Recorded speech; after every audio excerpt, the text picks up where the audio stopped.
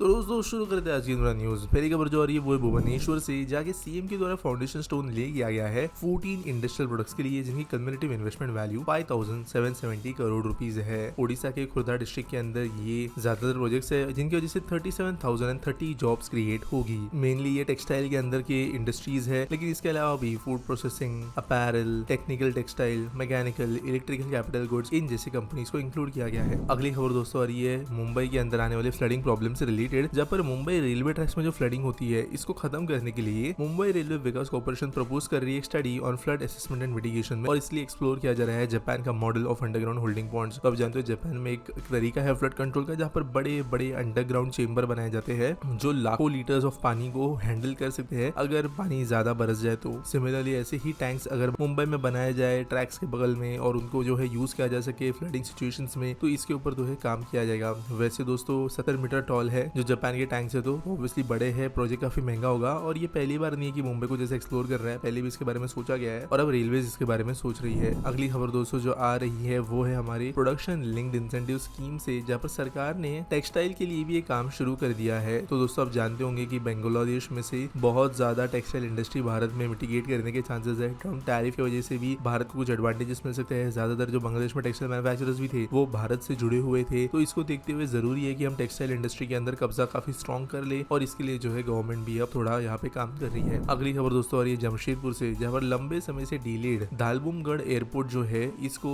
Fresh momentum मिलता हुआ नजर आ रहा है from airport authority of India. तो एक क्रूशल मीटिंग रांची में होस्ट की गई, जहाँ पर जो ऑब्स्टिकल्स आ रहे इस एयरपोर्ट को अपग्रेड करने के लिए उनको क्लियर करने रिलेटेड काम हुआ। तो अप्रूवल की बात हो गई, environmental clearance and forest and climate change की बात हो गई, इसके ऊपर जो है क्लियरेंस रिलेटेड ये मीटिंग्स हुई, और चीजें अगर सही जाती है तो ये एयरपोर्ट का एडिशन है वो शुरू हो पाएगा। अगली खबर दोस्तों ये union ministry of home affairs से, जिन्होंने अप्रूव किया है modernisation plan for central arm police forces या CAF, जिसके लिए टोटल 1523 करोड़ का आउटले रखा गया है। यहाँ पर जो हमारी BSF है, CISF है, ITBP पुलिस है और SSB है, इन सबको जो है मेजरली अपग्रेडेशंस मिलेंगे। इसके अलावा NSG जो है हमारी, उनको भी अपग्रेडेशंस मिलेंगे। ये जो पुलिस है ये सेंट्रल गवर्नमेंट के द्वारा होस्ट की जाती है, आपको अलग अलग जगहों पे देखने मिलती है। तो ऑब्वियसली यहाँ पर इनको नए मशीन्स दिए जाने हैं, नई ट्रेनिंग दी जानी है, टेक्नोलॉजिकली प्रोफेशनल बनाना है, जिसके लिए ये पैसे खर्च किए जाएंगे। अगली खबर दोस्तों जो आ रही है वो है गाजियाबाद से, जहाँ पर 108 करोड़ रुपए का बजट अप्रूव हो गया है for a multipurpose sports complex in Nandgram. तो ये राजनगर एक्सटेंशन के पास में बनेगा, जहाँ पर 22 indoor and outdoor sports facilities होंगे, जहाँ पर 6 tennis courts, 9 badminton court, 2 squash court, basketball courts और semi Olympic size swimming pool होंगे। इसके अलावा बॉक्स क्रिकेट और प्रैक्टिस पिच भी बनाई जाएगी। इसकी वजह से 750 लोग यहाँ पर प्रैक्टिस कर पाएंगे एक बार प्रोफेशनली, और साथ साथ 8 दुकानें भी यहाँ पर बनेगी जो अलग अलग स्पोर्टिंग का जो सामान है वो देखेंगे। इसके अलावा 400 गाड़ियों की पार्किंग फैसिलिटी भी यहाँ पे बनाई जाएगी। अगली खबर दोस्तों ये national highway authority of India NHAI,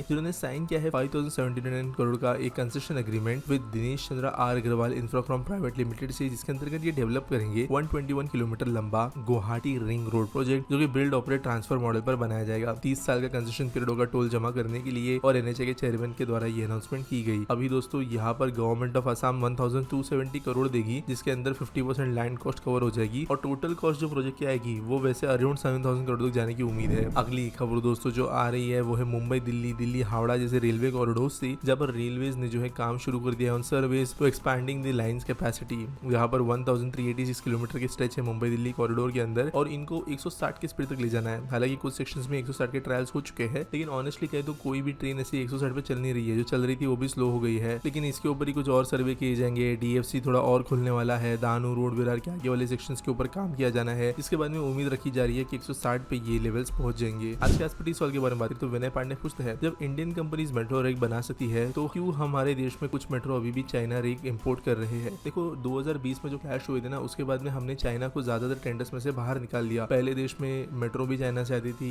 tunnel boring machines भी चाइना की कंपनीज की आती थी। अभी भी जो है कई पार्ट्स वगैरह आते हैं, लेकिन कंपनीज चाइनीज नहीं है। जो अभी जो नए मेट्रोज है, जिसके अंदर स्पेशली अगर मैं कहूँ तो बेंगलुरु मेट्रो एक अकेली ऐसी एक मेट्रो सिस्टम है जहाँ पर चाइना के रेक्स आ रहे हैं, क्योंकि उसका जो टेंडर है वो बहुत पहले दे दिया गया था 2020 के भी, और क्लैशेस होने के पहले ही ये दे दिया गया था। तब हम जो है ग्लोबल टेंडर्स निकालते थे तो चाइना जो है कॉम्पिटिटिवली बिड करता था और हम उनको ऑर्डर देते थे। मुंबई मेट्रो लाइन 1 भी चाइना के रेक पे चलती है, कई दूसरे रेक से जो चाइना पे चलते हैं। और एक बार जब ऑर्डर दे दिया, 2-3 साल गुजर गए, तो उसको कैंसिल नहीं किया जा सकता। वर्ल्ड इकोनॉमिक फोरम के अंदर भारत का एक बहुत नेगेटिव इमेज जाएगा, ग्लोबल बिजनेसेस के हिसाब से भी भारत का नेगेटिव इमेज जाएगा, और ऑब्वियसली यहाँ पर पैसे भी गवर्नमेंट को चुका चुकी होती है। जो सिस्टम्स और लाइन बनती है उसके अंदर भी चाइनीज रेक के हिसाब से कंस्ट्रक्शन किया गया होता है तो आधे में उन चीजों को चेंज नहीं किया जा सकता। इसलिए अगर हम देखें तो बेंगलुरु मेट्रो के अंदर रेक्स अभी भी जो है चाइना के आएंगे क्योंकि ऑर्डर पहले दे दिए गए थे। तो चाइना भी बहुत शाना बन रहा है, उनको जो है रेक्स कुछ सालों पहले ही देनी थी, लेकिन वो भी अब जानबूझ के डिले कर रहे हैं क्योंकि उनको पता है कि ये नए रेक्स के ऑर्डर देंगे नहीं और भारत के अंदर की ही कंपनी सब सक्षम हो गई है। तो आने वाले कुछ समय के अंदर हमें कभी भी नए चाइनीज रेक्स आते हुए नजर नहीं आएंगे। हाँ, लेकिन जिनके ऑर्डर दे दिए गए हैं वो भारत जो है फेयरली एग्जीक्यूट करेगी। उम्मीद करता हूँ आपको सवाल का जवाब मिल गया होगा। आपको कोई सवाल है आप कमेंट में पूछ सकते हो। न्यूज सबमिट करने के लिए डिस्क्रिप्शन में एक लिंक मिल जाएगी। मिलेंगे अगले वीडियो में।